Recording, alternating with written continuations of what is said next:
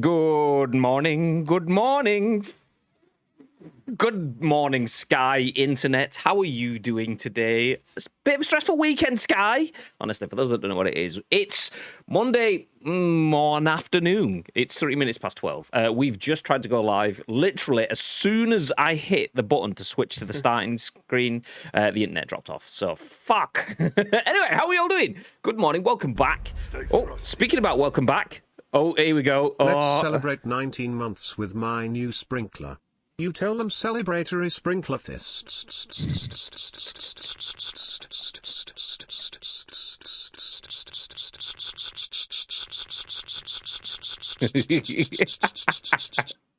Nice. Spike whipping out his sprinkler for the 19 months. Love you, Spike. Good morning. Good morning. I do like the sprinkler one. I think I mentioned that to you. I might have mentioned it for the last couple of times you've used the TTS to subscribe. The one that when it goes, my sprinkler goes like, and it comes back like, yeah, it's good. It's good. GG's. Good effort. I like it. Good morning, everyone. If you're in the chat, please do feel free to get involved. If you don't know what this is, you don't know who we are. My name is Graham Day. Hey, how you doing? Graham Day says, hey. And I'm also joined by an almost colour-coordinated Bibby. I'll rate Bib. Hello, Graham. I'll read. And we are Ice Cream Uploads in true Ice Creamy fashion. This is The Scoop, the UK's #1 video game podcast, even if we do say so ourselves. We are live as we are each and every single weekday at 10 a.m. ish. It's 4 minutes past 12. It's not quite 10 a.m. It's a little bit late today. One of those mornings. Busy, but it's fine. It's fine. We are live on Ice Cream Uploads or twitch.tv/Ice Cream Uploads. If you are in the chat, please feel free to get involved over the next hour or so as we run through the biggest, the best, and breaking stories from the world of video games. We would love it if you would get involved. Not only because we'll give you our thoughts and impressions on the stories, but we want to hear your thoughts and impressions on the biggest, the best, and the breaking stories. Also, we want your thoughts and impressions on our thoughts and impressions, and it's important that you do drop those in because, as mentioned, we are live, but this live stream is turned into a podcast, a video on YouTube, and an audio podcast on iTunes, Spotify, SoundCloud, and Google Play. So lots of people listen and watch this on demand, but they don't get to get involved in the chat when they do that. You get to do that on their behalf. Please do feel free to get involved. Stay frosty, yeah. Speaking about getting involved, I'm here for the guy in the Doom hoodie. He's a real dish. Ice up, Lolo, ice up, thank you, ice up, hello, ice up. I do love a good hoddy. Thank you very much for 36 months, Bib. That's 3 years. That's three. Ridiculous. Yeah, I think that's the first person that's hit 3 years on Ice Cream Uploads. So it's big. You're welcome. It's big. You're welcome. Nice. I'm here for the guy in the Doom hodder. He's a real dish. Ice up, Lolo. Yeah, you know. If you want one of these hoodies, by the way, you can get one. ! Insert coin. Won't do anything right now because Chatbot is dead. I may have just restarted my PC in morning dramas. It's fine.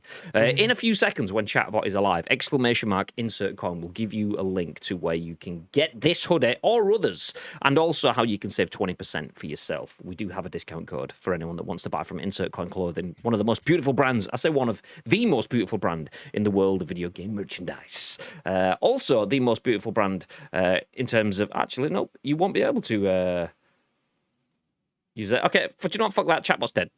And I can't be bothered logging in, setting up the token and stuff. So Chatbot's gone.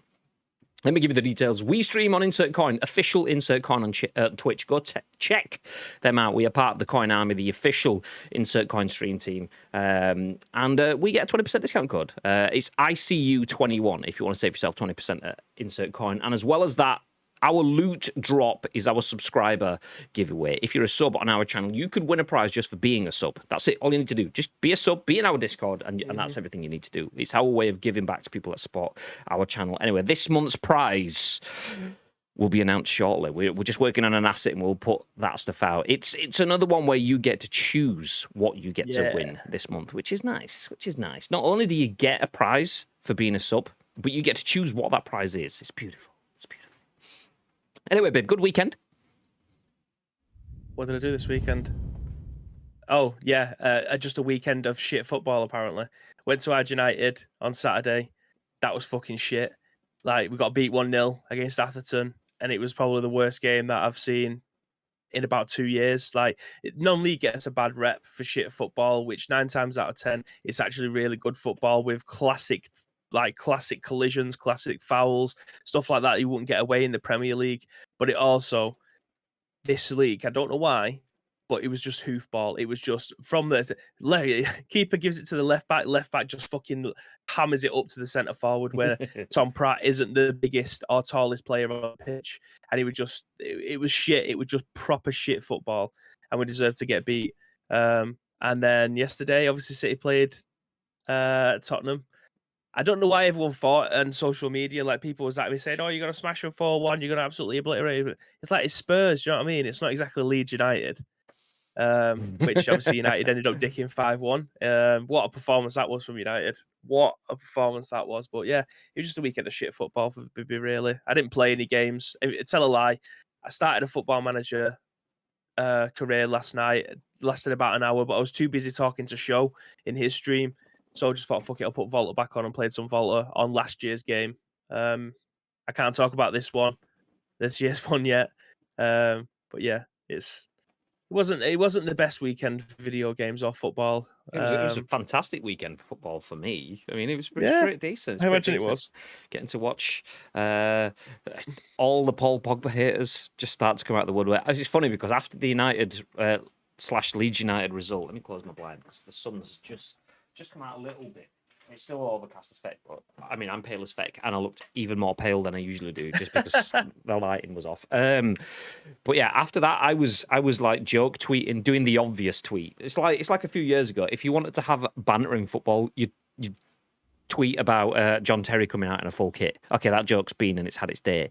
And Graham Souness is kind of on that bit where, okay, the Souness and the Pogba stuff, it's kind of... So I, tongue-in-cheek, posted yesterday, not on Saturday, I've just seen Graham Souness legging it down Trafford Road with a pitchfork in his hand, something about all those assists or whatever, trying to...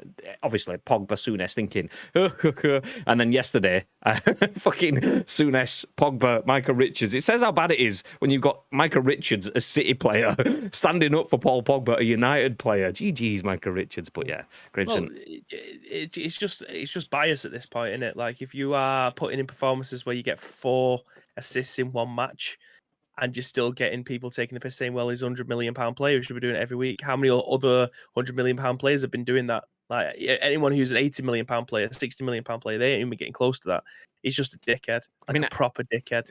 Let's leave Price to the side for a second and let's just have an all encapsulating. Which footballer ever has got 4 assists a week every week? I mean, it just does not happen. The best players may get hat-tricks semi-regularly, but fuck off, mate. Yeah, even David Silva didn't get that, do you know what I mean? And he's God. Yeah, I mean... Anyway, I did go to Salita though on Saturday. And got cheeseburger spring rolls, so that cheered me right up. Nice. I went to Slim Chickens, got chicken, shitloads of chicken. It was good. It was fucking good. For those that may have missed it, I've been talking about Slim Chickens for the last couple of weeks. I went a couple of weeks ago. It was exceptional. I went a week or so ago, and it was good, but not exceptional because the bar had been set so high. I thought, maybe I just had a really good one. Went last week, and it was back to being exceptional again. So yeah. Basically, don't go to Slim Chickens when it's just opened and they've got shit supply delivery. Basically, last week all the supplies and stuff were late, so it was rushed. This week, back to heaven again. Nice. Also, if you missed it last week, we did manage a 10-hour PUBG stream on Thursday night into the early hours of Friday morning. Then we managed to play through all of Back for Blood-ish. We got all the way through it, but we didn't quite win it. So, rumour has it, we may be playing through that again today on stream after the scoop. Rumour has it, not confirming, but I'm confirming. Not confirming, though, that we'll be playing Back for Blood on stream today. Just saying. As mentioned, I did say, do feel free to get involved in the chat for the next hour or so because it's important that you do, and I see that you guys are. Tito says, morning-ish, gents. Happy Monday to all the United fans in chat. Baby, I didn't see the City score. Did they win? Bantar. Get wrecked. This is fine. Kill. That's toxic, says Tito when Sky shit itself again. Then we got the subs. Nice. It's number 1 for being late. I don't know what that means. Don't you moan about football? Bristol City have played 3, lost 2, and drew 1 in the 96th minute. Oh, pain. 4 assists in a game is mental. Just once. Exactly. It's ridiculous. And the agenda is absolutely, it's horrendous to watch. I mean, everyone knows about Graham Souness being a dick. He's just a biased, anti-United dick. And Paul Pogba, whatever it is, he becomes the centre point of his hatred. He doesn't like the fact that he's class. He doesn't like the fact that he's flamboyant with his hair and his touches and everything. Whatever it is. But the worst thing, like I was seeing people yesterday talking about the fact that Gary Neville just seems to be like the same. Like it was, what was it? I saw loads of references yesterday. It was actually a Stretford Paddock tweet. Stretford Paddock can tweet quite often, and they can be quite inflammatory. The idea is it's a fan channel. They want to rile people up to keep the conversation going. So I always take fan content with a pinch. But there was a lot of people drawing comparisons to the way that Gary Neville was talking about Kane, Gary Neville's been talking about Pogba, and Gary Neville has been talking about other players. Which footballer was it that had someone in hospital or something, or someone's family members died, and I thought, do you know what, fuck it. Do you know what? Let's just put a pin in it. I don't even want to talk about all that stuff. Dickhead commentators being dickheads. Football is good. Nice. Well, not if you're a Bristol City fan. Sorry, Spike. Don't you, Mon? Exeter City have played 3, lost 2, drawn 1, haven't scored, got a player sent off, and lost a player to injury with a broken collarbone. Nice. We're just bad. We haven't won in 14 games. Yikes. Bergkamp, Reyes, Fabregas, Adebayor, Cazorla, Tadic, Kane, the only players to ever get 4 assists in a single Premier League game. But they should be doing it every week, to be fair, really. I mean, if they cost 100 million, if they cost 100 million, that's it. That means that you have statistically bought a 4-assist player week in, week out. If you haven't, I mean, it didn't cost 100 million, but that's not the narrative that we want to push right now. So I love the fact that he said you'd expect 4 assists from a 100 million player, which Pogba isn't, but had no energy for Grealish, who actually cost 100 million. And that's the thing. I mean, the fact that Grealish cost 100 million doesn't mean that he should be delivering 4 assists in a game. It means that his quality, his profile, whatever you want to, that has inflated his cost to 100 million. A release clause. It doesn't matter how much he cost. A club paid for it. Okay, he plays for that club. It doesn't matter. The cost, yeah, fair enough. You want a return on your investment. But the return on the investment doesn't mean that as a £100 million player, you are contractually obliged to deliver X amount of deliverable goals and stuff. It's trophies. If you're not winning trophies, it's kind of irrelevant. It doesn't matter how many assists or whatever. So if Pogba got 1 assist yesterday and we won 1-0, well, that's his job done. Doesn't matter. If 4 is ridiculous. But imagine someone getting 4 assists in a game. Only the was that like 8? 1, 2, 3, 4, 5, 6, 7, 8th player to do that in Premier League history. But it's not good enough, mate. Anyway, football aside, we'll be here for hours talking about football. Grealish played well. Want to watch the game, but I had to leave about 20 minutes in, so no idea how we played after. I didn't see any of it. The only thing I saw was a picture on social media of Grealish on the ball, and someone was like, Grealish managed to get the first touchdown of the 2021 NFL season. And it looked like he just spiked the ball like full-on NFL style. But that's enough of that. Baby, let's stop talking about football. Would you like to talk about Fortnite instead? Yes. Nice. Well, if you haven't seen it, Bibby has been playing quite a bit of Fortnite on this channel over the last few weeks. He's kind of back into it again. Also, Bibby is a big fan of big, open-worldy RPG games as well. Well, Fortnite may be crossing the void as Dataminers have found what looks to be an open-world RPG within Fortnite itself. Before we jump into that story, let's run through the other stories, though. Phil Spencer has been testing Valve's new Steam Deck, and he says Xbox games work well on the device. We'll go through that, plus the fact that we are playing Back 4 Blood on the channel again today, and Turtle Rock, the devs behind that, have not only been killing it in the game, they've also been killing it out of the game as well. They've been answering community questions, so we'll go through all of those. And then finally, that Kojima, but not Kojima, but might be Kojima, but actually now definitely isn't Kojima. Game from Blue Box, Abandoned. Apparently it's a little bit shit. My words there, not the article's words. Gamers aren't happy is the gist of it. We'll run through that at the end of the show. But for now, Fortnite Dataminers think they found an open world RPG mode in the files. Would that excite you, babe? It absolutely would. I think I was. I'll tell you after this. Okay, well, Fortnite might be going further than Battle Royale, says the tagline. George Foster at The Gamer has this article that says Fortnite Dataminers have found images and text that might relate to an open world RPG mode. Reliable Fortnite leaker iFireMonkey first posted an image to their Twitter a few days ago showing Peele, Jonesy, Fish Sticks, and Cuddle Team Leader all rounded up together. As pointed out by several Fortnite players, the characters all look very different from how they do in the main mode, with weird proportions and facial expressions. So there you go. There's the images put within their tweets. It's also been pointed out that all of the characters are wielding weapons that aren't guns, such as a bow and arrow, a spear, a staff, and a sword. It's because of these two elements in the picture that many players are now predicting that this is an open world RPG mode. Excuse me, as the 4 characters seem as if they're representing different RPG classes. The massive creature in the background also indicates this is something different from the main game mode. The Apple versus Epic court case previously made reference to Epic working on an open world mode for Fortnite, and fans now believe that this image is our first look at that mode. Since being found, the test image has actually been removed from the game outright, hinting that it was seen a little too early. That doesn't outright confirm the rumours, but it does indicate that something is being worked on behind the scenes. More possible leaks have come out since the image was released, including one post on gaming leaks and rumours that suggest the working title is Back to Growth. The post suggests that the mode will launch as Season 3 begins and is a completely separate open world mode from Battle Royale and Save the World. RPG elements are mentioned throughout the post, including different types of skill the player can use, quest lines, and character customization that seems to be separate from the Battle Royale skins. Interestingly, this post also claims that the Save the World development team transferred over to People Can Fly, who previously worked on Fortnite's Save the World mode. So there we go. Fortnite not only intent on evolving throughout a season, seeing Levolution, to take a word from Battlefield, the map changes, the game changes. We've had Season 1, Season 2, or Chapter 1, Chapter, whatever, you get what I'm saying. But on Season 3, not only are we going to start again, we could be starting entirely differently. Open world RPG. Would you like to try that in Fortnite, babe? What are your thoughts?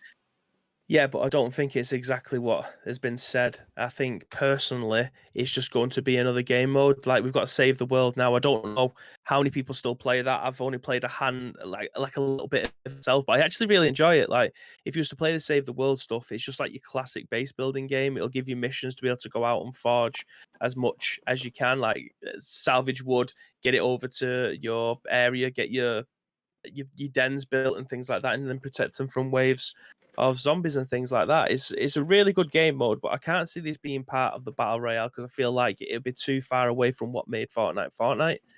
I do think it'll be another game mode. I say this because they've got the community creations part of it, and as I was mentioning to you last week that I ended up playing a community creation game, which is just like a survival game. So you start off with just a campfire and you and three other players, random players. You could obviously do it with your friends if you wanted to, but it's just a campfire in the middle. You need to jump out of the storm, which obviously tanks your health, get the wood, then put it on the fire. The fire would then increase the size of the storm area, so that you've obviously got a bit more room to be able to do stuff. So then it'll open a bit more of the map. You only have 2 minutes depending on how much wood you put onto the fire.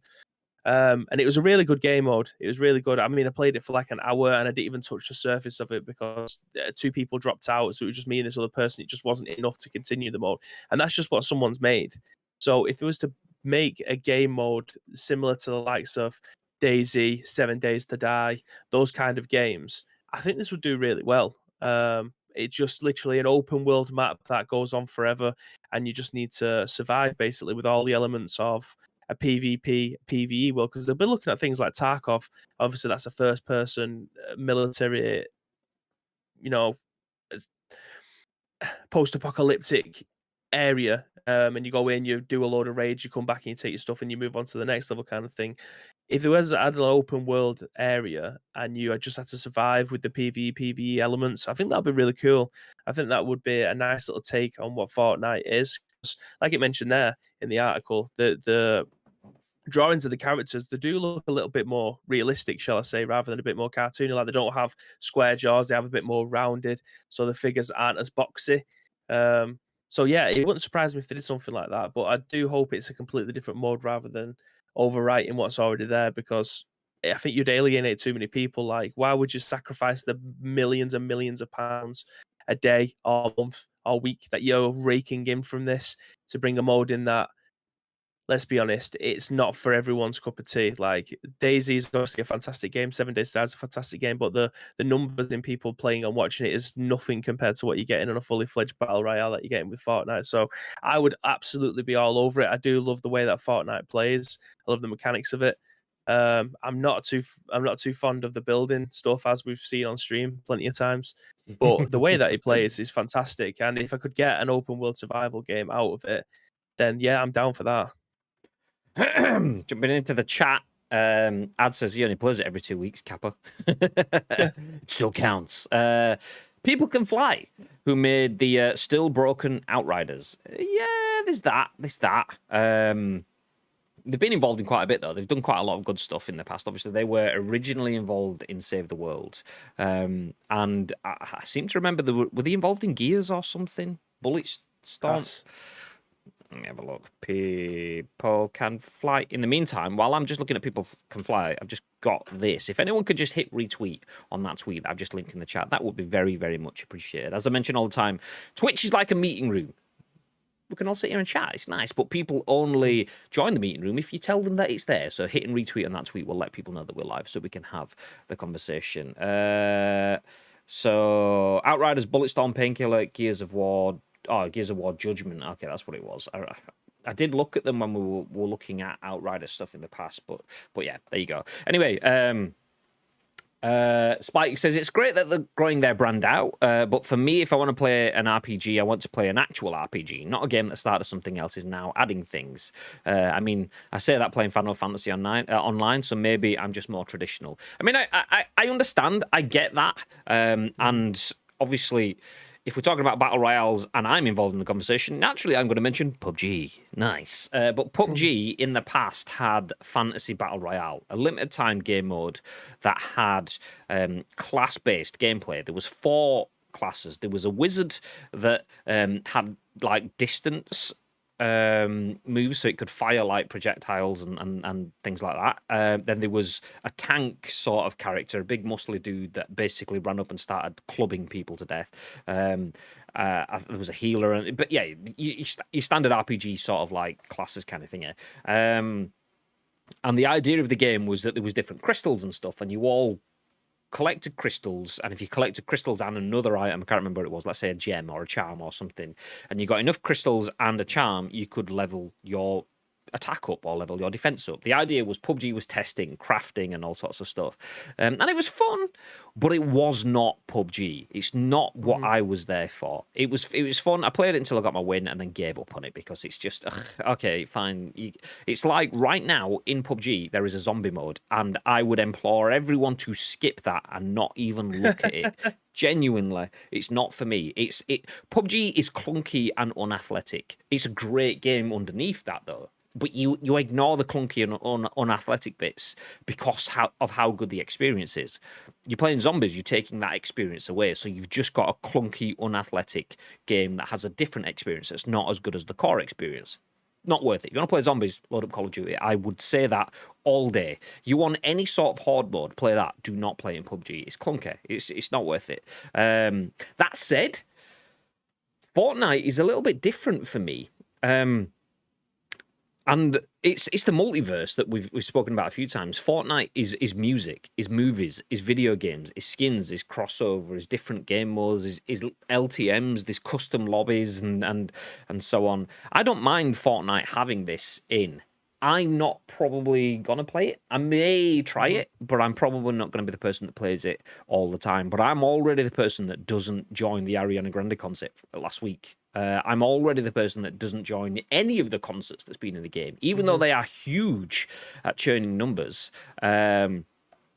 It's not for me. It's not for me. That said, Fortnite is big enough that I believe I like it. I like it. The Funko Pop vinyl reference that I've said before, as in like Funko Pop vinyls cover everything, and Fortnite is the Funko Pop vinyls of video games. Everything is in Fortnite. Fortnite has a place for everything.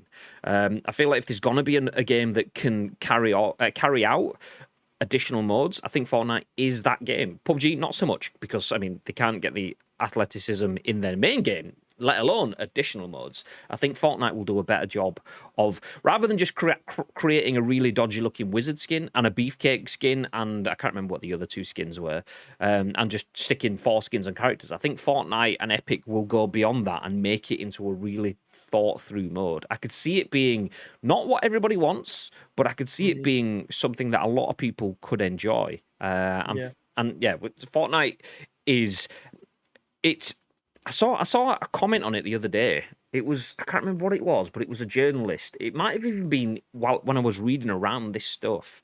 And the point of it was that Fortnite it remains the most interesting game in the whole of video games for said journalist. I can't remember who it is, so I apologize, I can't credit you with your comments. But it remains their most interesting game, despite it being a game that they don't play. And I feel that's the same for me. I don't ever play it. I do jump in occasionally.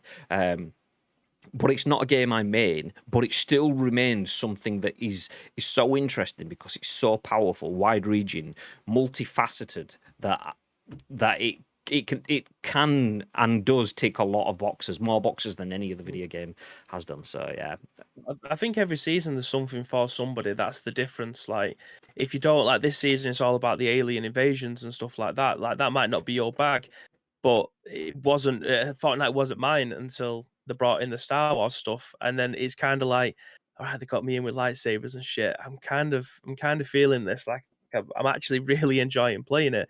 And then I dipped out for a couple of seasons because I did all the superhero stuff, which was a bit meh. I didn't really get into the Mandalorian season when they had all of the mercenaries jump in. That was a bit meh, but I do like this alien one. I don't know what next season's going to be. It could be something completely different, but at some point there will be something that probably will catch your attention, and then it's about keeping your attention from then on. You might not want to play it every season, so you'll probably get 3 months away from the game, but then they might bring you back with something else. And like I say, it's like the Funko vinyl pop things. Like, eventually there will be something that comes into the game that may take your fancy in terms of a playable character or a skin or something like that. I don't know, but I never thought I'd be bang into it, but I am, and I thoroughly enjoy playing it when the season's right and the environment's cool. Then you can probably get behind it a lot more. Yeah. Madge, good morning. Or afternoon even. Thank you for dropping in. Thank you for the lurk. Ads commenting on PUBG when it did their Fantasy Battle Royale. They added 4 skins to the game, which was nice. Everyone loves 4 skins, right? Right. I mean, if you want choice, then 4 skins is good. Yes, rather than 1 skins. Nice. Shall I keep saying 4 skins? 4 skins. 4 skins. Why not? I vowed to never play Fortnite, but after watching Bibi, I'm interested. I genuinely... I get why it's not a lot of people's cup of tea, and I get why it's not some people's. It's clearly is a lot of people's cup of tea. But Fortnite is genuinely a game that you could like 1 minute and not like the next minute because there's so much variety. I've seen most people play it for chunks of time, and some people play it and will never go back to it now. They've had their Fortnite fix, and okay, I've been there, I've done that. I don't need to go back to Fortnite. Other people have never been near Fortnite and I've seen them jump into it. So it's genuinely it's not an all-time game for me personally as a player, but it is an all-time game as a game that has so much potential, so much user and community interaction, and they are so quick to react to trends, to fashionable elements, and community feedback, as well as fixing things in the game. In terms of, on multiple levels, Epic are nailing that. I mean, yeah, don't get me wrong, they drop the ball, just like any other major dev, or anything that's sort of so much... What's the word I'm looking for? I can't remember the word. Basically, people have got eyes on it all the time. You're always gonna have shortcomings or have people. You live so long that you go from the hero to the bad guy, that sort of thing. Yeah, scrutiny. That's the word for something that's scrutinized so closely, so intensely. They're still nailing it. So yeah, vowing to never play Fortnite, I wouldn't do, because yes, it looks cartoony, which might turn you off. Yes, there's building, which is not a shooter, which might turn you off. Yes, you can run around as fish sticks or the banana dude thing. Okay, that might turn you off. But it's an incredibly good game in different ways, and whilst it might not satisfy you now, it will probably do at some point in the future. Am I different then in that usually when I'm done with the game, I'm done with it, and it's only sports games I generally come back to? Not necessarily. A lot of people are like that. Yeah, yeah. A lot of people will play games until they feel like they've got enough out of it to never come back to it again. It's all in your personality, and I don't want to say your DNA because that's cheesy as fuck. But if you're comfortable with leaving a game and then never coming back to it, that's your prerogative, isn't it? If you feel like you've gone as far as you can with that, no one's to tell you otherwise. It's just the evolution of a battle royale, and especially Fortnite, because PUBG does a lot of things different, but they take too long to be able to implement them. From my experience, and I think you'd probably agree with me on that. There's a lot of things that are wrong with it that take so long to implement it, fixes or something to make it enjoyable, or they'll just disregard it altogether and say that you are completely wrong for not expecting to wait 10 minutes for a game every single time you want to jump on.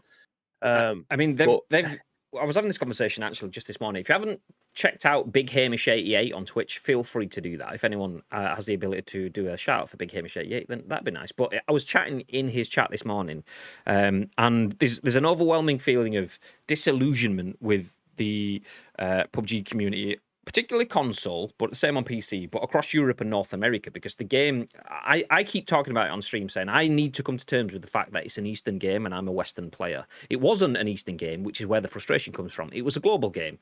But the fact that there's miniskirts, school outfits, BDSM clothing and Korean pop groups and things like that thrown into it is because that they realise that Japan, China, Korea are their biggest audiences, so they focus on those audiences. I need to come to terms with the fact that despite me loving that game, I'm not their core audience, so I'm going to get ignored and left behind and stuff. So I'm the one that, in theory, has the issue. The issue isn't the fact. Actually, the issue is the fact that they haven't said that I'm not their audience, and they want me to believe that I am their audience, even though I'm not, because they're not tailoring anything towards me. They're not catering for me or my interest, and me being the royal me, as in like Western man kind of thing.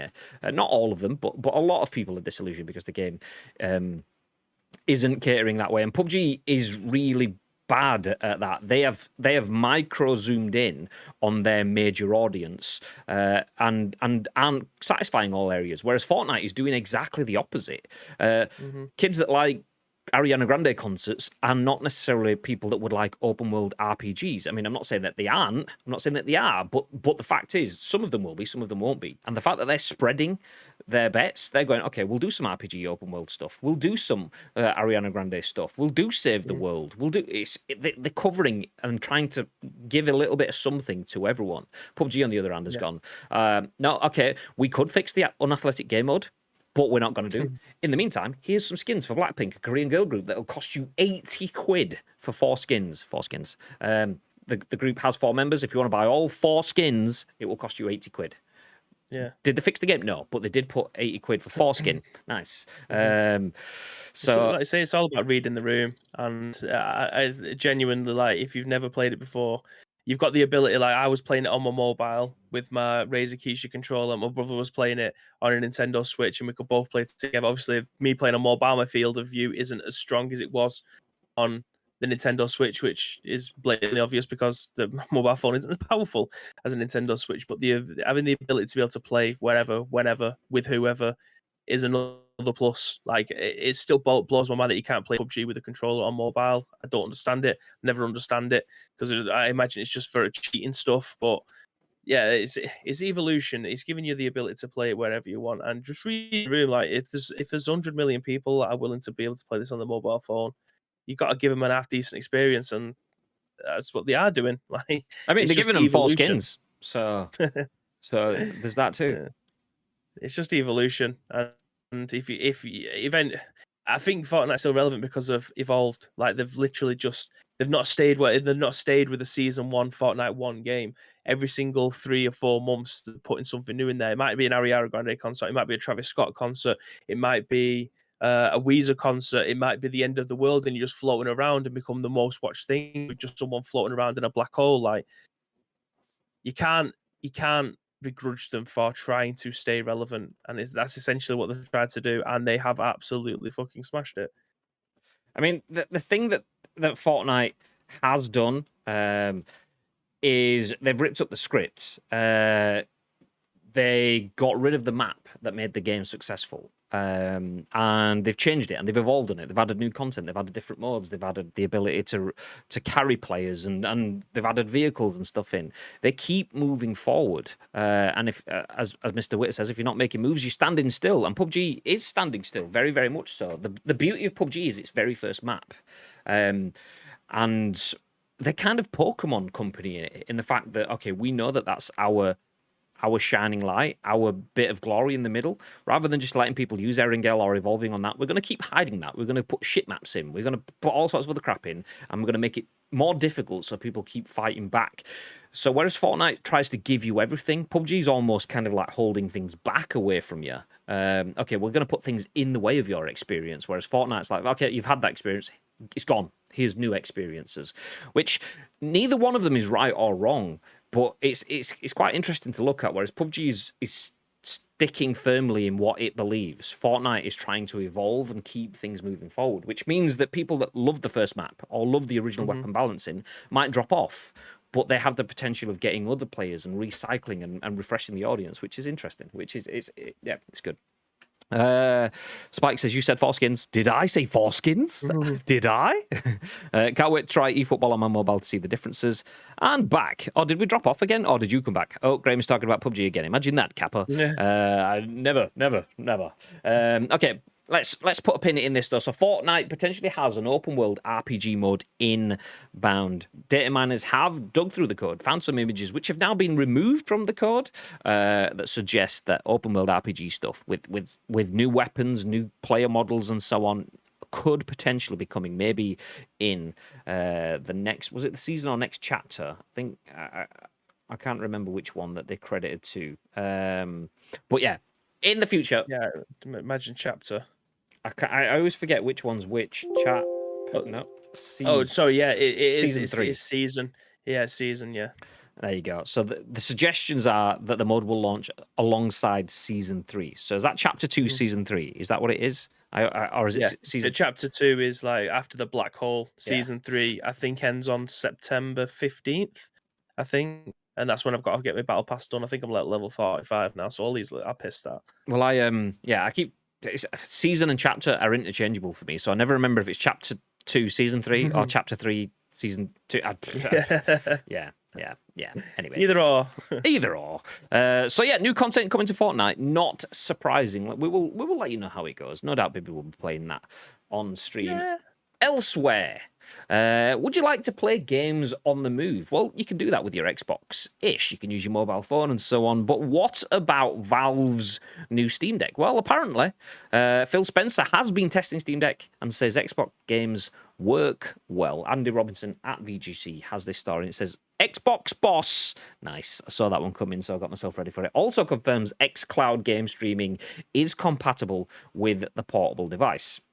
So Xbox boss Phil Spencer has revealed he's been playtesting Valve's upcoming Steam Deck portable gaming PC and said that Xbox games, even such as Halo, feel good and work well. The $399+ device was announced last month, described as, quote, a powerful all-in-one portable PC, capable of running the latest AAA games. Steam Deck runs the latest version of Valve's SteamOS software, which is based on Linux, allowing players to easily access their Steam games library and all of the platform's features. However, Valve insists that Steam Deck is also an open PC with the ability to install any software or connect with any hardware. That means players could be able to access other companies' game stores, such as the Microsoft Store and Xbox Game Pass. At the very least, users will be able to stream Game Pass title. I'm assuming that should be titles. At the very least, users will be able to stream Game Pass titles over the cloud via a web browser, according to Phil Spencer's recent social media post. Quote, was at Valve Software this week talking with Scott, Eric, Gabe about Steam Deck, Spencer wrote on Friday. Quote, after having mine most of the week, I can say it's a really nice device. Games with me on the go. Screen size, controls, all great. Playing Halo and Age feels good. xCloud works well. Congrats, SD team. Xbox Game Pass Ultimate subscribers can already stream their games to Android and iOS via the cloud, but Steam Deck could potentially offer an attractive solution for gaming on the go without having to worry about Wi-Fi speed. Steam Deck will feature a quote, powerful custom APU developed with AMD, a 7-inch touchscreen, full-size controls with gyro and trackpads, Wi-Fi, Bluetooth, micro SD expansion slot, and a USB-C port. It will begin shipping in December with prices starting at $400. Increased storage option will be available for around $530 or $650. This week, Xbox boss Spencer ruled out the possibility of launching Xbox Game Pass on other console platforms in the near future. Do you know what? We'll pause there. But Phil Spencer has been testing the Steam Deck. Says it works well with Xbox games and Game Pass, Game X Cloud, all the good stuff. Bib, what are your thoughts? Do you know what? Despite this being a handheld PC, it completely slips my mind that you could install Game Pass on this.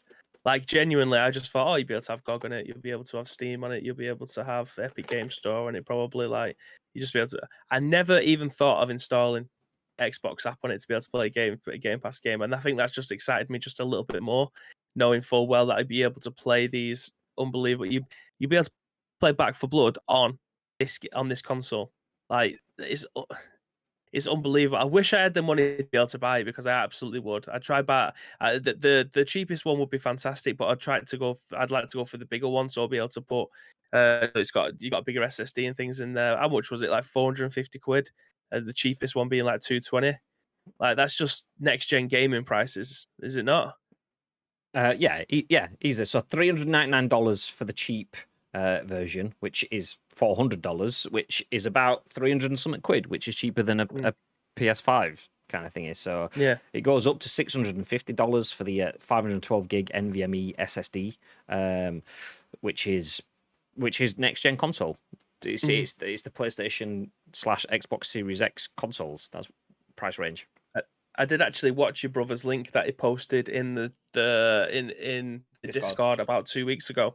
That Linus Tech Tips and him getting his hands on. Like, he literally just turned up with like 50 controllers, all these different gadgets, all these like USB hubs with all his keyboard and mouse plugged into it, and plugging it into external monitors and stuff. Like, it's such a universal tool. He was like, he plugged it into his monitor, and then he had it plugged into the dock, so he could on his monitor. He was just using. Yeah.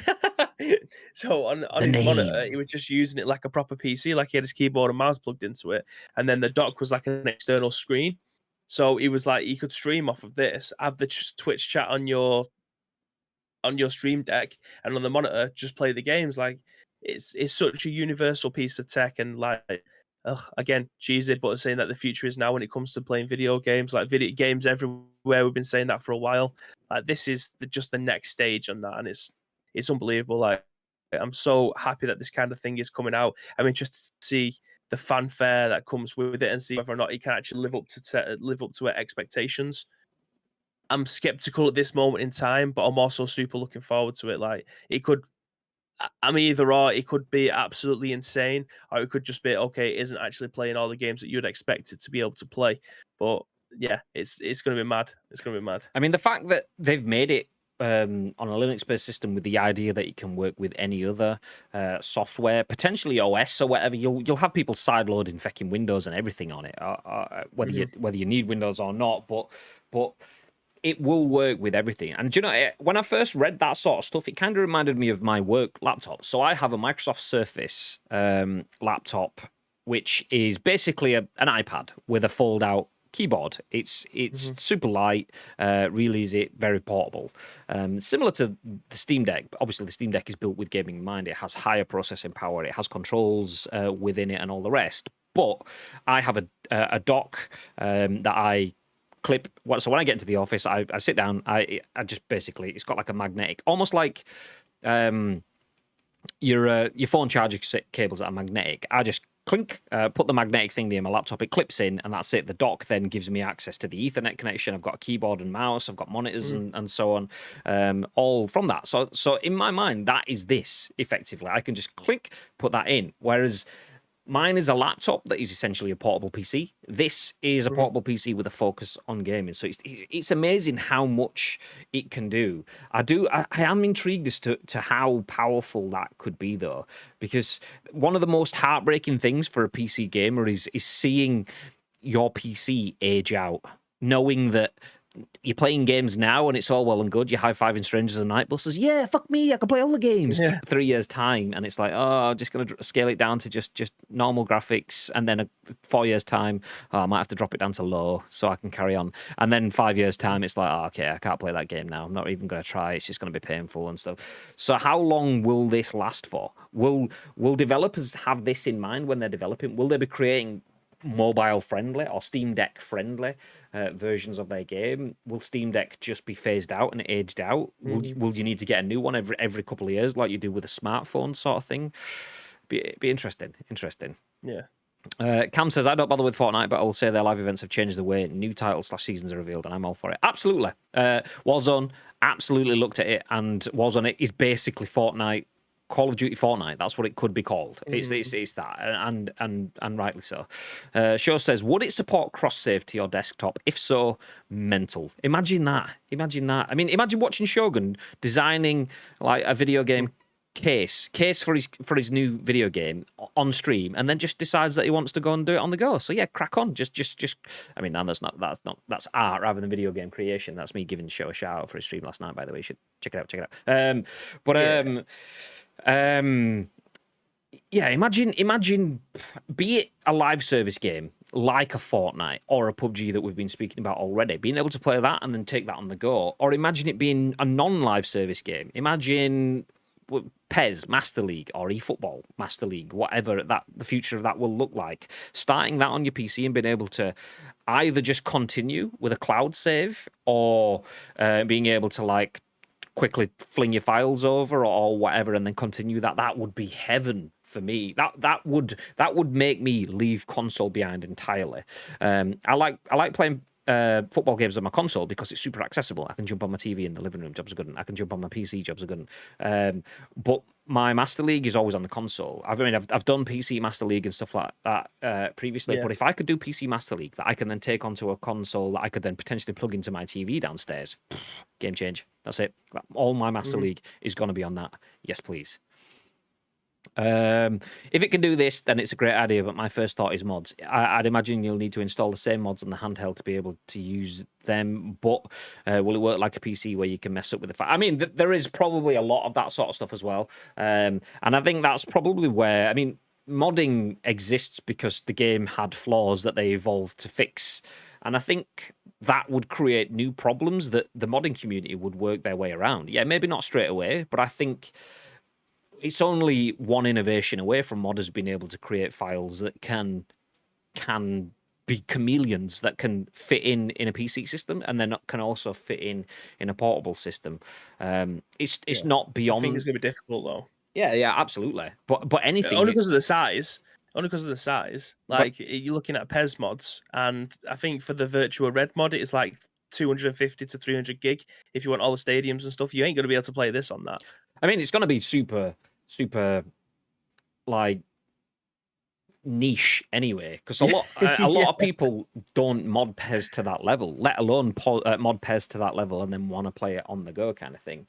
But I think that's where progression is, in terms of we couldn't even get full kit designs 10 years ago, let alone stadium scoreboards and all the rest of it. And then PC users figured out how to start doing that sort of stuff, and then they start to figure out how to do more. So eventually, all it requires is that little bit of initiative, invention, someone to just go, there you go, here's an idea. I've made a script file that instantly converts the files and changes all of the fucking whatever so that it converts it on the fly. Job's good. What? It'd be nice if you could scale it. So, like, I know this is like so far in the future. We're talking tech. Well, you say that, and things just happen like that nowadays. But if you had the stadium, for instance, and it's 4K, it's coming out for the new PES. It's 4K. It's looking fantastic. It's looking the dog's bollocks, right? But then you're playing it on something like this, and it's able to scale it down to maybe look like a PlayStation 3 game, so that rather than it being I don't know, 700 meg, which is probably about right for a high res stadium that you can get in the game now.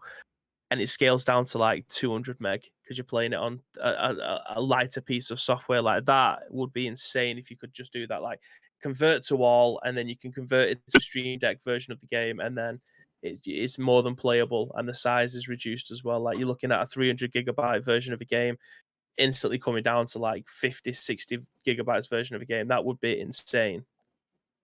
Yeah, I think that's probably one of the issues that we're going to have. Like, how do you fill those gaps? I think that's probably one of the issues that we have for the next couple of years in terms of how do you downscale stuff but keep it at the same level of relativity. We're already having these conversations with the likes of eFootballs and things like that in terms of how do you make a game that looks and feels exceptional for someone on a high-end system and then someone on a mobile device kind of thing. And yeah, there's already been tons of research in that from people like Epic. I mean, their system, their whole point with Unreal Engine is to make it so that you can build for multiple platforms in one go. So it's cool. It's cool. Becky Chin says afternoon. I'll read. Sure says I think cloud tech is going to be the be all and end all of the success of that sort of thing, as you say. I'm all for it. Absolutely. That's the way it will work. Is if you've got one digital anchor point where you can put all of your content, all of your software, all of your coding, whatever it is, stick that all on one cloud upload, and then that filters out through the rest of things. Systems will definitely be doing that more and more. I mean, we're doing that as users more and more anyway, with the likes of media consumption, the Netflixes and the Spotifys and stuff, but also with the likes of software and content and files, the likes of Dropboxes and Google storage and whatever you use. Those things already exist, and we're already doing that, so I wouldn't be surprised to see video games leaning heavily into that. But leaning heavily into video games, using that as a jumping off point, you may have seen that we leaned heavily into a video game called Back 4 Blood on Friday. Yes, we did. We played it from start till almost fruition. Basically, we were doing pretty well, but then Show jumped out, which meant that we got some bots and other users jumping in. So basically, we lost the game because Show abandoned his team. Is what I'm trying to say. I didn't want to mention that to him. I don't know what I'm saying. I mean, we didn't bully him or pick on him because he had absolutely no stamina whatsoever, at all ish. Maybe, I don't know. But yeah, anyway, we played Back 4 Blood on Friday. It was badass. We almost got to the end, but we actually got done over because the game. One of the good things in the game is if you're playing with friends like Show, and then Show jumps off, someone else can jump in. But because it's in a beta phase, it's not perfect, which is it's not meant to be. That's the point of a beta. It's by definition not complete. It's not finished. So we put party privacy on, meaning that we could only play with people we wanted to get in. Anyway, it didn't work. Other people kept jumping in, just kept giving up, kept dying, losing his lives, and we ended up getting right to the end and just not having enough lives to finish it. So we had one crack at the final level, which is a pain in the ass as it is. You need at least 2 cracks at it. First one to get used to it if no one's played that level before, and the second one to instill a good plan. And we only got 1 crack at it, which is disappointing. Trying to build out a routine and then deliver it. Trying to create a plan and deliver the plan. It's hard to execute that in one go. It was all over from the beginning. Anyway, the point of me mentioning that is, despite that being an exceptional stream, and we're going to play a little bit more of that on stream today. So if anyone does want to play some Back 4 Blood, do stick around. Feel free to complete the squad as well. It's a 4-man game, so we can have a 4-person game. Doesn't have to be a man. But yeah, fuck, I've just started my virtual camera. End that, get out of here. So feel free to jump in. But the reason I'm mentioning it anyway is this. Sherif Saed at VG247 says, Turtle Rock answers Back 4 Blood community questions. So Back 4 Blood is looking really strong. So we wanted to know more. Last week's Back 4 Blood closed beta has been a big hit among my group of friends. We're not alone in this either, as nearly 100,000 players logged in to play at the same time on Steam at its peak. Excuse me. That record has already been broken by the open beta, which is live now. And it is still live now, by the way. This article was written a few days ago, but it's live until 8 p.m. tonight. So if you want to play it, you've got yourself about 7 hours left of the beta. Also want to point out that record was broken by the beta going open, which me and Bib did call. So all I'm saying is absolute profits. That's all. Last Monday, a week ago, we called it. Anyway, I was particularly impressed with the depth the deck building system brings to Back 4 Blood. It elevates the game from a simple good co-op shooter you enjoy playing to one you're going to be thinking about when you're not playing. So with the open beta now underway, we thought we'd ask Turtle Rock Studios a few of the most common questions. Some of those are our own, and others the community online has been wondering about. I caught up with lead producer Matt O'Driscoll to try and get some answers. Here's what I learned. Let me hit play on the video just so you can see some visuals whilst I'm reading through it. Crossplay is available on all platforms, including Windows, Game Pass, to Steam.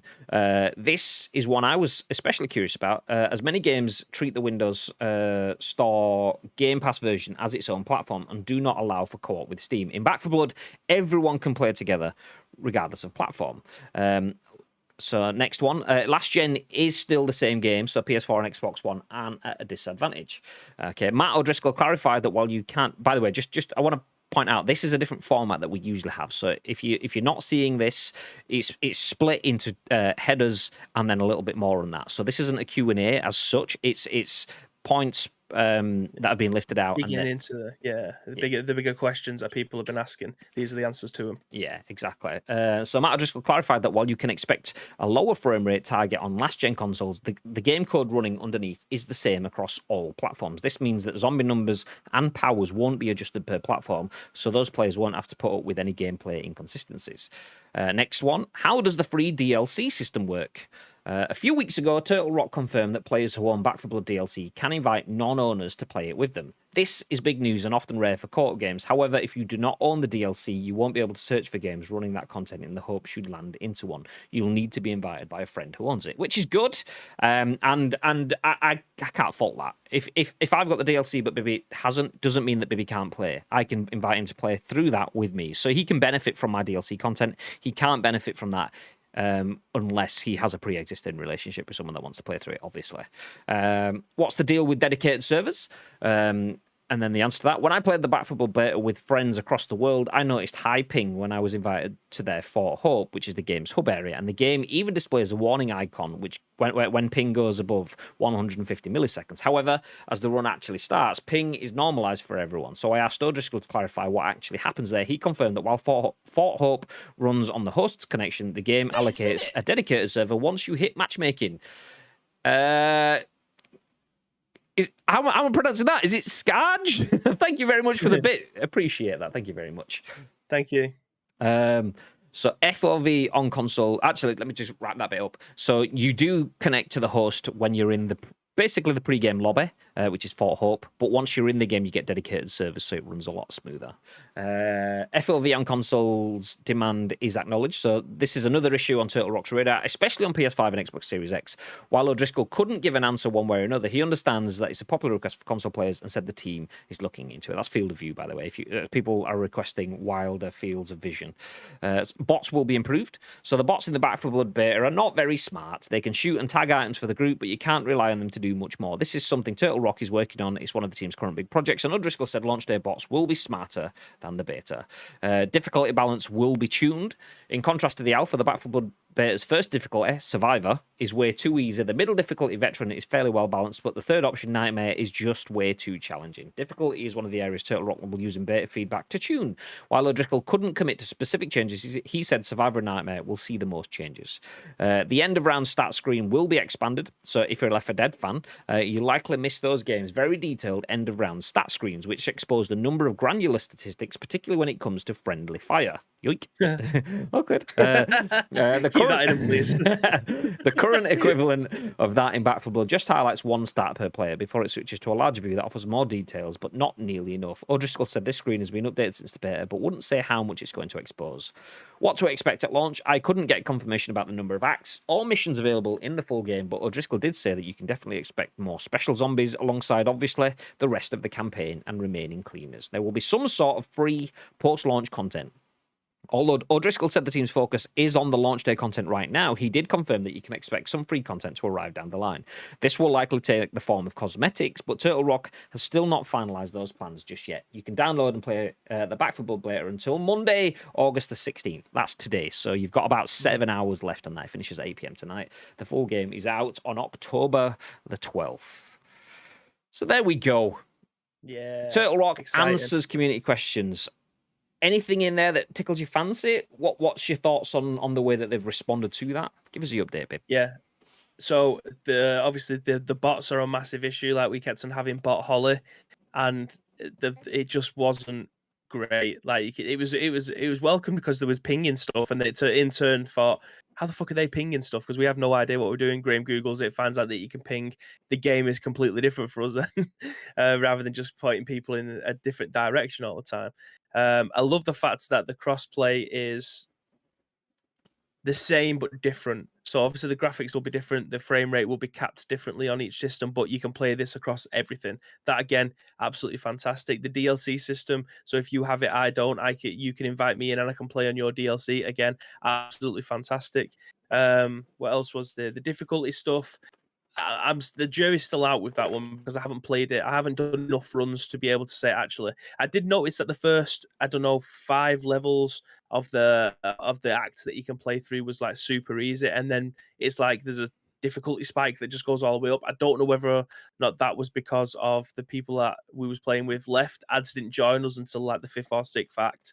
And then obviously Show left us. We got stuck with a bot, and then we still got stuck with 2 other real life players that came in, lost lives, and then dipped, which left us in the shit. So hopefully the bots will be able to come through and actually make a difference rather than just being like ammo hordes. Like you couldn't ask a bot to drop ammo for you, which is a massive problem. Because obviously if I was running an SMG, you was running an assault rifle, Ads is running a shotgun. What are they running and how can they give us ammo when they don't use the ammo? That's a massive thing. Trade in the ammo. That was perfect for us. It works really well. And then obviously the free DLC and stuff that comes alongside it. If it's anything like Left 4 Dead and the way that they treat their games, this is going to be an absolute banger. Genuinely, October 12th can't come soon enough. I cannot wait to get stuck into this. You goddamn right. I've just added the clip of Show busting a lung trying to get off the bridge. I go wait for a second. That clip is back again. It's gonna be everywhere. We're gonna get it on the Instagrams and everything. You get it. You're nice. Nice. Speaking of Instagram, Shaw did mention loving this promo format. I'll be in chat in a bit, talking about the way that we're posting our promo videos before we go live. Thanks, mate.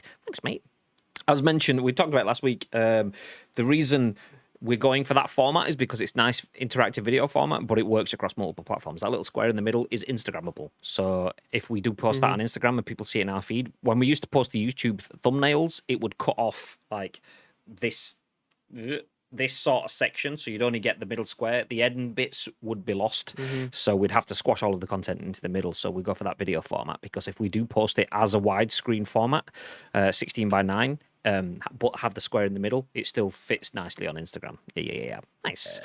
Ad says, I'm definitely buying this. Yeah, me too. Do you know what? Absolute not a brag. I don't pay for video games very often. And it's actually the opposite of a brag. It makes me tight. So when I have to pay for a video game, I'm like, ooh, do I really? But I genuinely will be buying that game. I say that unless I make friends with anyone at Warner Brothers that wants to hook us up. So yeah, Warner Brothers. Hey, how you doing? Someone clip this so we can send it to him. We've just gone through a Q&A for 20 minutes. Yeah, we at least deserve one code. I mean, all I'm saying is that Sean knows someone at Warner Brothers. There we go. I may have friends at Warner Brothers. He was talking about it. He went to university with someone at Warner Brothers. So sure, if you want to get those guys to hook your brothers up, then do it. The Chill UK, thank you very much for the follow. How are you doing?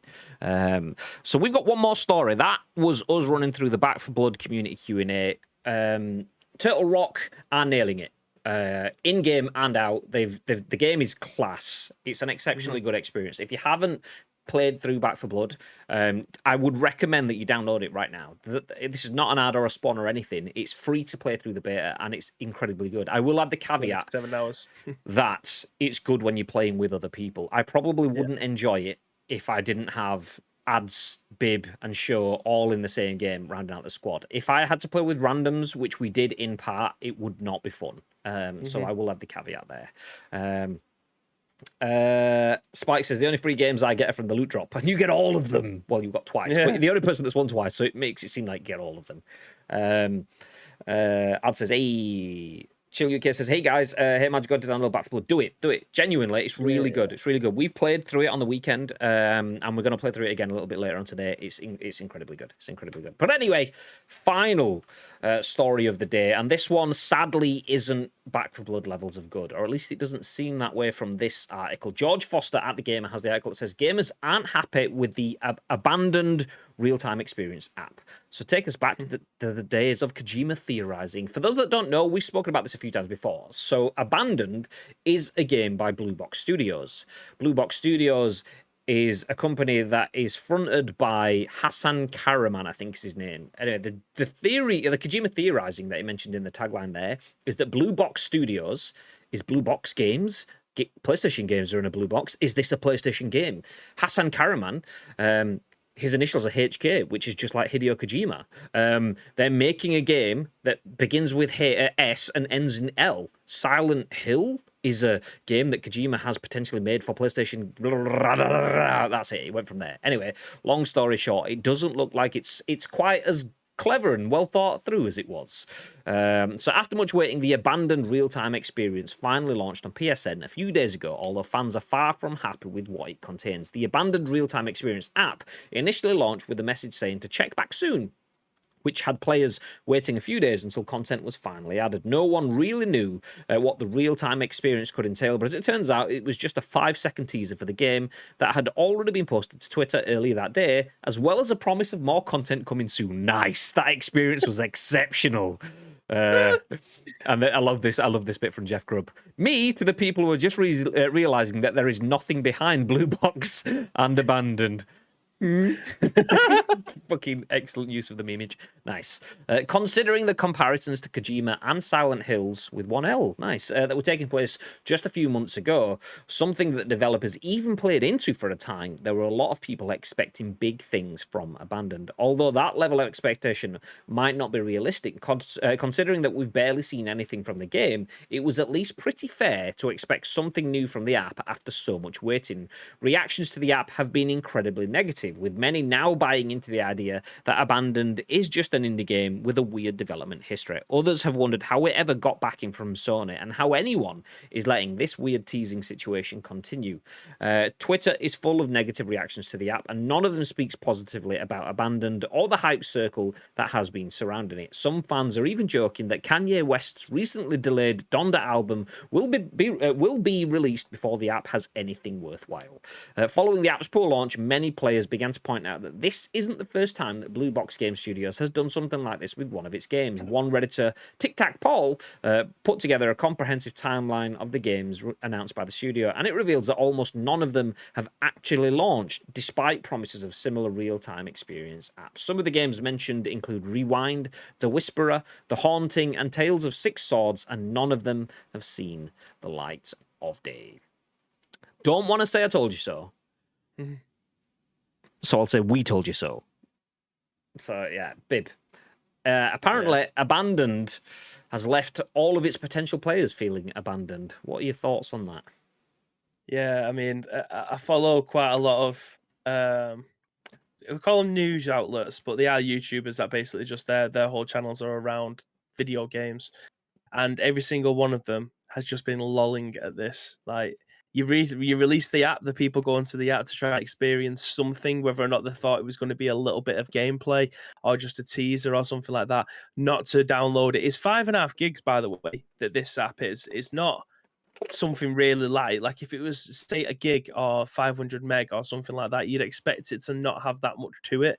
But this is a weighty 5 gigs. There is games on Xbox Game Pass that are like 1.5 gigs that are fully fledged games. So you'd think that this would have some, meat on the bones, but you get in there and there was just a load of boxes, empty boxes saying coming soon, and then a 5-second trailer. Like, you're not really building hype. If anything, you've just completely turned people off from your product. Like, this has to, if it ever does come out, it has to be an experience that nobody's ever had before, and this real-time experience that people are meant to be getting now is just shambolic. But they've got people talking about it, whether or not it's any news, good. Any press is good press in it, but this really isn't. Like, people are not going to be pre-ordering your game because unless you show them something completely different now, they ain't going to be.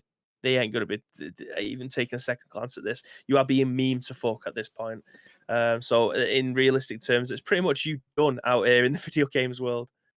I have just, for those that haven't seen it, just clicked on to open up the 5-second teaser that was posted on social media / the only content that was in a 5 gig download app. So this is it. You can't see because our discussing now is over, but it says captured on PS5 using the real-time experience app. Play. Yeah. Oh, we've got floorboard and step simulator. That's exceptional. Nice. Definitely worth 5 gigs there. Absolutely love it. And it just loops and loops and loops because there is not really anything to see. So that's it. That's all they've posted. And with the comment, "Are you ready?" I mean, that's like the DX levels of tease. Are you ready? No. You think you could tell us what to do? Actually, no, not anymore. No, I don't think so. No. Spike says, "What the fuck? I could make that." I genuinely have seen better content made in dreams, with less of a hashed social media bullshit around it. This screams like a Kickstarter scam, says Tito. Does Bibby watch Young Year out? No, I do not. I've watched some of his stuff. Usually it's around the Metal Gear stuff. Well, that's where I started off. But yeah, I don't tend to watch too much YouTube newsy stuff. Mad says this would fit their history. Tito says if you can't be good, be controversial. I mean, that's the thing. I mean, controversy sells. And all of this, whether it was a masterstroke or not, do you know what? To be fair, it's. I would say releasing a video game in controversy and letting people down, not living up to hype, is a bad decision. Because if you make a bad first impression, you're not going to sell video games going forward. They've got a history of not selling video games. So this way, if they get shitloads of churn, media coverage, and sell a lot, then never sell again, then they've surpassed anything they've ever done before. So whilst this is not anything I would ever recommend for anyone ever, this could be Hassan Karaman / Bully Box Studios going, well, we fucked it up repeatedly, we might as well fuck it up and get a payday. So I think it could be as malicious as that. They know they're going to not do anything, but they're just cashing in on the Kojima links and see it as a way to make money. They say controversy sells, but they're not actually selling anything yet. Like, you literally got nothing to sell apart from your brand, and no one's going to be buying it. So, what are they trying to sell? They're just pissing people off more than anything. But anyway, I mean, it's kind of genius if you think about it. The fact that they've had no content, they haven't done anything, they've never done anything. All they did was hitch themselves, like they're riding on the coattails of Kojima, because Hideo Kojima is so he is on the border between insanity and genius, so close to that border that people don't know whether most of Kojima's stuff is insane or genius. So that means if you have a completely confusing, befuddling, daft video game that nobody understands, say it's linked to Kojima, and half of the audience are going to go, yeah, that's genius then, because I understand the Kojima stuff. Most people don't. Genuinely, most people don't, and just say it's genius because other people are saying it, which makes them people go, oh, Blue Box, clearly onto something there. I understand, yes. And other people are going, I understand as well the clever stuff that he's doing that I'm not going to explain. I'm going to echo that no, it's bullshit. It's a company that has fucking nothing. I would be happy to say this could be something there. It's not. It's bullshit. It's people leaning into that artistic bullshit of it's creative. You just got to wait, and it's not. It's some studio that's made a poor experience. If this is Kojima related, then it's not good enough for Kojima for me. Kojima has dropped the ball if this is Kojima stuff. not smart enough. No, it's not. Kojima's stuff is thought through, and it gives you misdirection. And when you're looking at A, you don't realize that B is ongoing, and then you look at B, and you realize that B was actually just a secondary confusion. As Z's behind you, and it's fucking massive, and it's been there all along. You're like, oh my god, didn't even see that. Kojima doesn't go. Well, here's a 5-second trailer of someone walking on the floor that we posted on social media before you could see it in the app. That cost. They've read page 1 of Kojima's fucked up mind's transcript, and there's 500 pages of it. I know what I'm doing. They've Yes, the blurb on the back. Let's go. And that's what Kojima does stuff that's incredible, and it gives you misdirection, and it uses media convergence, and it gives you stuff that you didn't expect, and it tugs on your heartstrings, and it makes you think about things that you didn't want to think about because it's too difficult, too emotive, too nice. This is just bad. It's really bad. It's comically bad. So yeah, the sooner we stop talking about this, the better for me. Abandoned. I hope it was. I wish it was. Exactly. That's Hideo OMG confirmed to Switch Pro. It says ads. Exactly me.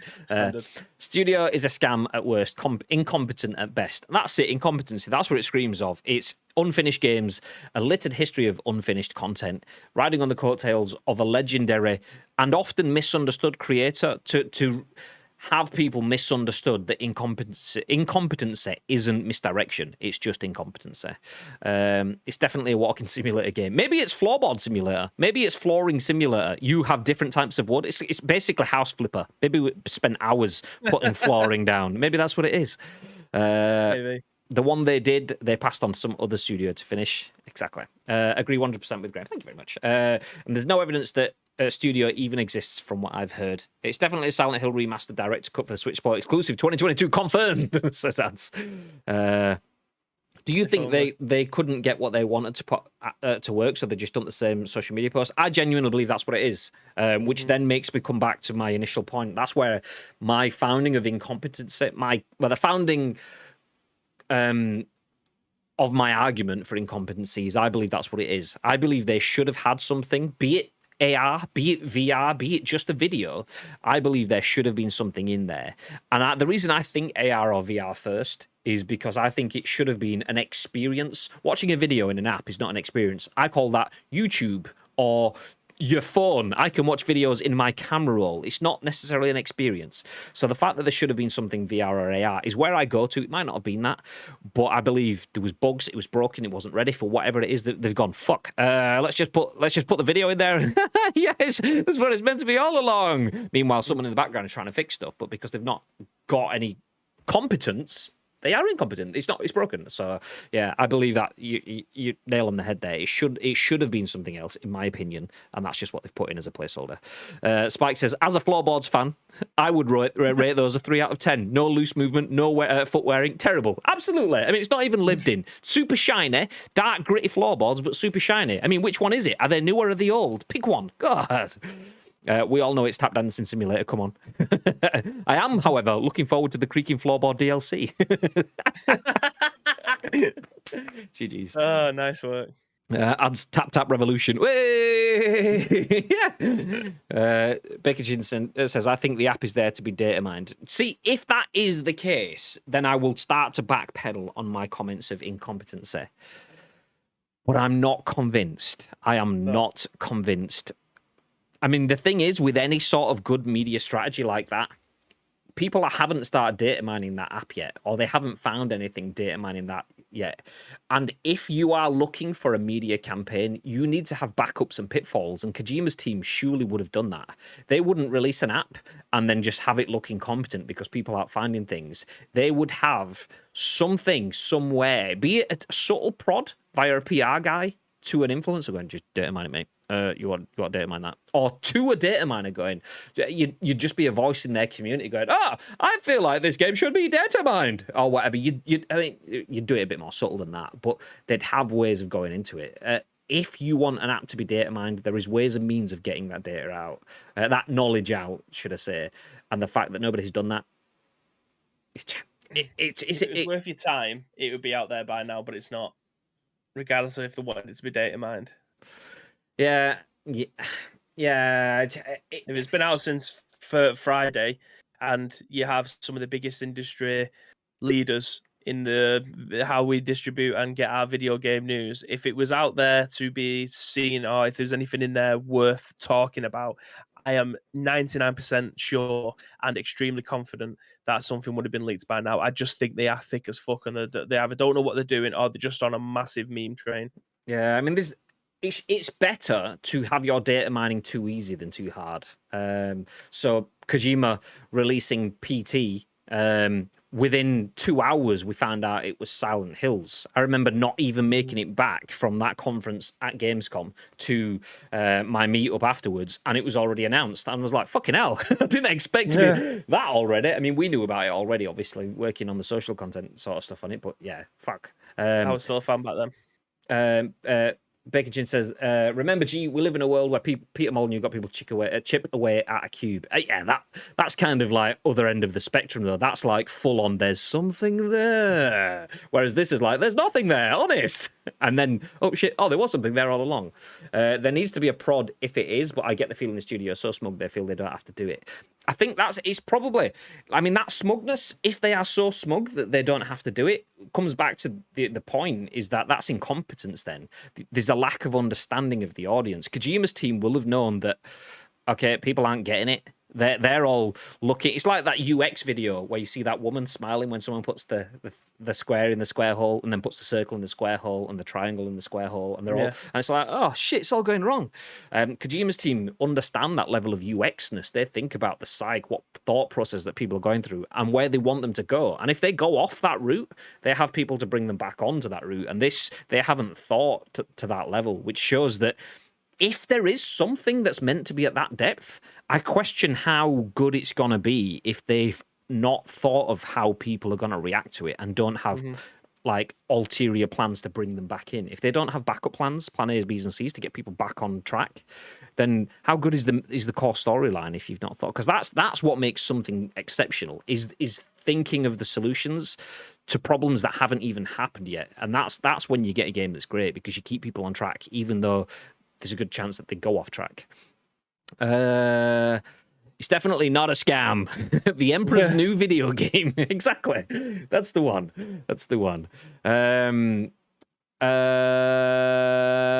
Looking through wrap it up. Stuff. We're Yes, 120. I was just looking at the social media. I did post something earlier on, and I did mention it last week. I do feel like we're overdue an ICU invitational. This isn't me trying to be teasing like, oh, there's something in the pipeline. We haven't locked anything down yet, but I genuinely feel like we should have some ICU information. So if anybody has any suggestions of what we could do there, and obviously we've had 3 invitationals and a Muslim Moose Cup, all have been on pairs because that's our bread and butter.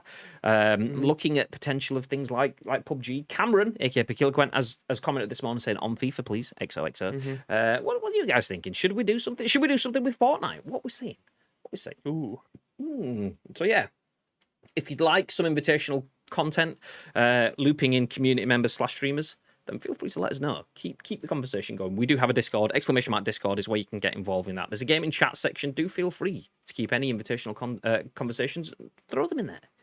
Nice. Okay, we are going to drop off. We will be back with some Back for Blood shortly. Do feel free to stick around for that. We'll also be back tomorrow with another episode of The Scoop. But before all of that happens, Mr. Bibb, is there anything you'd like to add?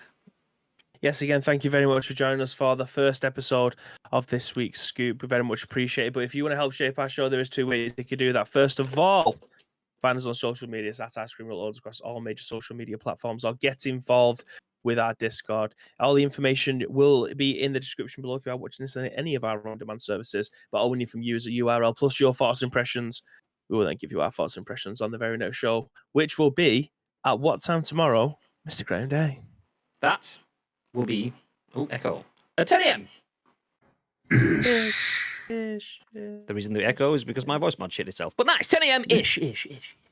For the next episode of The Scoop. Do stick around, though. Grab yourself some food, some dinner, a snack, whatever you want. We will be back with some Back for Blood. If you have the game installed, Xbox, PlayStation, PC, whatever, it's full crossplay. Feel free to join us. There's me and Bibb. We need spaces for 2, so jump in. Have yourselves a lovely day, though, if we don't see you Back for Blood. And we'll see you at 10 a.m. ish tomorrow for the next episode of The Scoop. Until then, stay frosty.